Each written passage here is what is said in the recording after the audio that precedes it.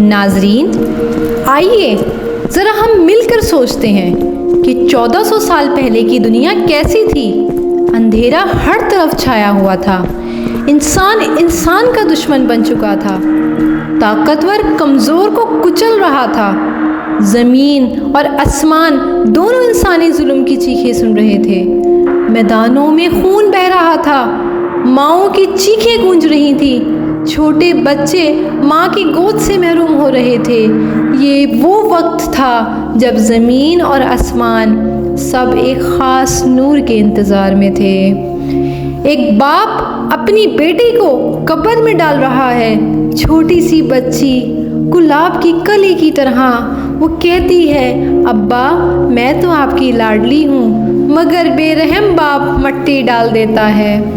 اللہ فرماتا ہے، اور جب زندہ درگور کی گئی بچی سے پوچھا جائے گا کس گناہ پر اسے قتل کیا گیا۔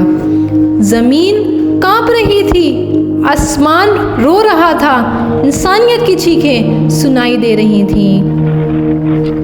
شہر کے بازار میں شراب اور قمار کا شور تھا، لوگ خوشی کے نام پر شراب پی رہے تھے، عورتیں کھلونے کی نظر آ رہی تھیں۔ یہی وہ وقت تھا جب اللہ نے فیصلہ کیا کہ ظلم کی انتہا ختم ہونے والی ہے اور روشنی آنے والی ہے۔ صحرا کی طرف دیکھو، قبائل ہر معمولی بات پر لڑ رہے ہیں، لاشیں گرتی ہیں، عورتیں بیوہ اور بچے یتیم ہو رہے ہیں، کسی کو رحم نہیں، کسی کو انصاف نہیں۔ یہ وہ دنیا تھی جس میں نور مصطفیٰ صلی اللہ علیہ وسلم آنے والے تھے۔ کعبہ جو حضرت ابراہیم علیہ السلام نے اللہ کے نام بنایا تھا، اب بت پرستی سے آلودہ ہو چکا تھا۔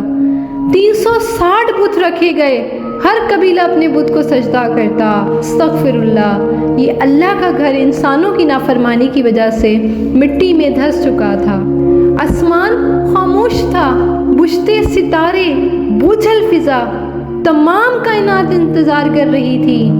انسانیت کی چیخیں آسمان تک پہنچ رہی تھیں، اے اللہ ہمیں اندھیروں سے نکال دے۔ یاد رکھو وہ سال جب یمن کا بادشاہ کعبہ کو گرانے آیا، ہاتھیوں کا لشکر پورے شہر پر چھا گیا، لیکن اللہ نے ننھی ننھی پرندیاں بھیجی جو کنکروں سے ہاتھیوں کو تباہ کر دیں۔ قرآن میں اللہ تعالیٰ فرماتا ہے، کیا تم نے نہیں دیکھا کہ تمہارے رب نے ہاتھی والوں کے ساتھ کیا کیا؟ یہ معجزہ اعلان تھا کہ محمد صلی اللہ علیہ وآلہ وسلم دنیا میں روشنی لانے والے ہیں۔ سبحان اللہ۔ اب حضرت آمنہ رضی اللہ تعالیٰ عنہ کے گھر روشنی کا لمحہ آیا، حضرت محمد صلی اللہ علیہ وآلہ وسلم پیدا ہوئے، ایک نور، ایک رحمت۔ ان کا چہرہ زمین اور آسمان کی روشنی سے روشن تھا۔ عبد المطلب نے پوتے کو گود میں اٹھایا، شکر ادا کیا اور دعا کی، اے اللہ یہ نور میری اولاد اور امت کے لیے برکت بنے۔ حضرت محمد صلی اللہ علیہ وآلہ وسلم کی پیدائش صرف ایک انسانی ولادت نہیں تھی، یہ وہ روشنی تھی جو دنیا کے اندھیروں کو ختم کرنے آئی تھی۔ آسمان کے ستارے اور زیادہ روشن ہو گئے، زمین نے اپنی خوشبو بکھیر دی اور ہر دل نے محسوس کیا یہ بچہ عام نہیں، یہ اللہ کا محبوب ہے۔ حضرت محمد صلی اللہ علیہ وآلہ وسلم نے اپنی زندگی کی پہلی سانس یتیمی میں لی، باپ کی محبت نہ ملی مگر اللہ کی محبت اور حفاظت میں پروان چڑھنا تھا۔ کیا اللہ تعالیٰ فرماتا ہے، کیا وہ یتیم نہ تھا، پھر ہم نے اسے سہارا دیا۔ یہ دکھ کمزوری نہیں بلکہ اللہ کی خاص تربیت تھی۔ یہ بچہ اپنی یتیمی میں اللہ کے قریب ہوا اور دنیا کے لیے روشنی بننے کی تیاری کر رہا تھا۔ ناظرین، عرب میں بچے دودھ پلانے کے لیے دیہات میں بھیجے جاتے تھے۔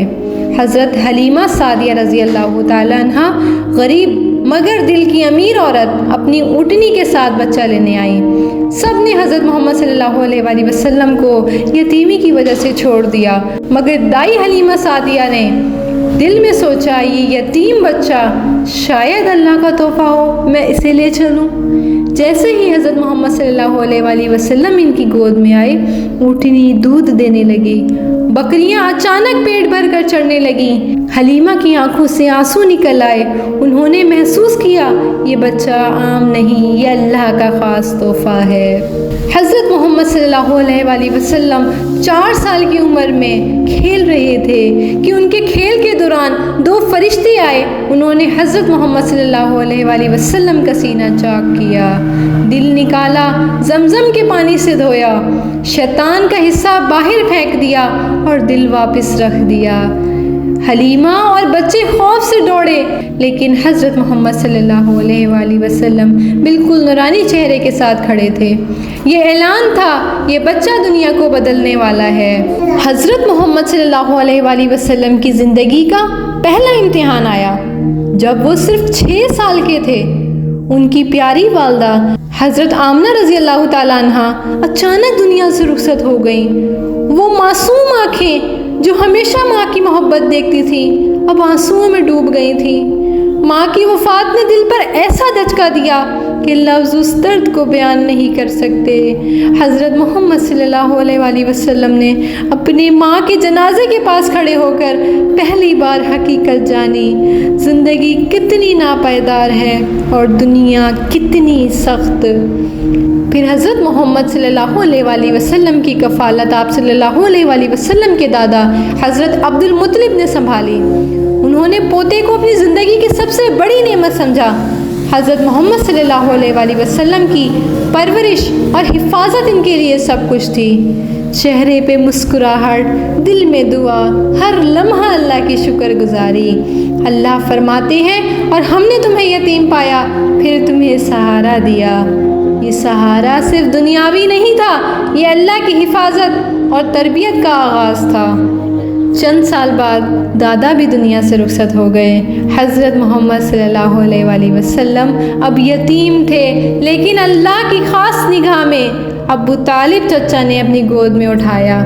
अबू तालिब के दिल में बेपनाह मोहब्बत थी।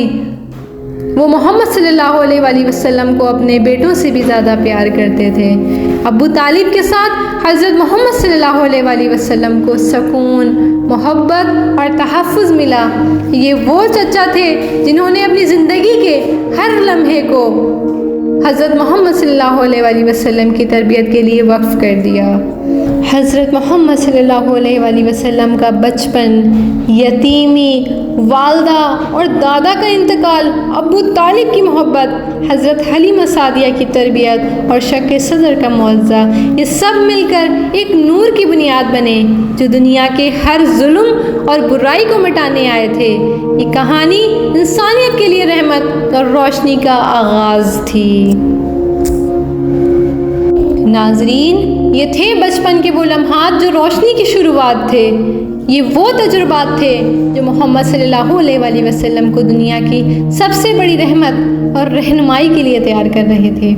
ये कहानी अभी ख़त्म नहीं हुई, बल्कि अभी तो असल रोशनी आने वाली है। इंशाअल्लाह हमारी इस सीरीज़ में हम आपको आगे के वो वाक़ियात सुनाएंगे जिनमें नबी पाक सल्लल्लाहु अलैहि वसल्लम की ज़िंदगी के हर लम्हे की रोशनी, करामात और इंसानियत के लिए पैगाम शामिल होगा।